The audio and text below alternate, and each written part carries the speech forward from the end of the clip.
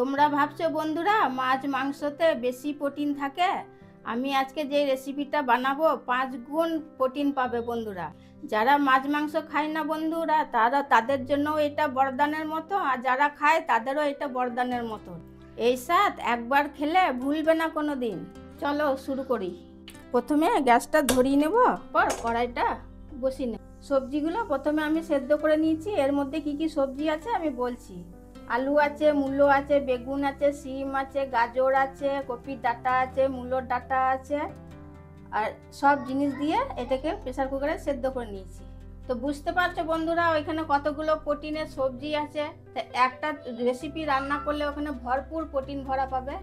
গরম হয়ে এলে তাতে আমি অল্প তেল দিয়ে দেবো, সর্ষের তেল। গরম হয়ে গেলে তাতে আমি কটা ফোড়ন দিয়ে দেবো। প্রথমে শুকনো লঙ্কা, তেজপাতা আর 5 ফোড়ন।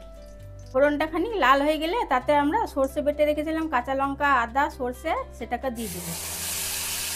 অল্প হলুদ গুঁড়ো দিয়ে দিতে হবে, অল্প স্বাদ মতো নুন দিয়ে দিতে হবে। সব কটা উপকরণ দিয়ে ভালো করে নাড়াচাড়া করে নিতে হবে। অল্প জিরে গুঁড়ো, ধনে গুঁড়ো দিয়ে দিতে হবে। সব উপকরণ দিয়ে ভালো করে কষাতে হবে। এবার সবজিগুলো দিয়ে দেবো, করে নাড়ি চাড়ি নিতে হবে। কষানো হয়ে গেছে, এবার তাতে অল্প বাটি ধোয়া জলটা ঢেলে দেবো, ফুটিয়ে নিতে হবে।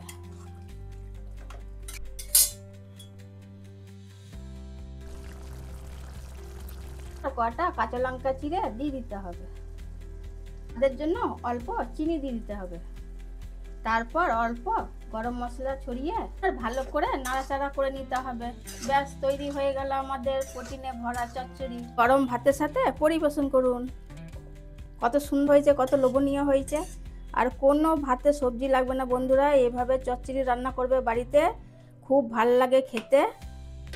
যারা মাছ মাংস খায় না তাদেরকে এটা শেয়ার করে দিও, তারা এভাবে রান্না করে খেতে পারবে। ভরপুর প্রোটিনে ভরা, পুষ্টিকর। তো বন্ধুরা এই রেসিপিটা যদি তোমাদের ভালো লেগে থাকে একটা লাইক করে দিও, আর সুন্দর করে একটা কমেন্ট করে জানাবে বন্ধুরা যে চচ্চড়িটা কেমন হয়েছে।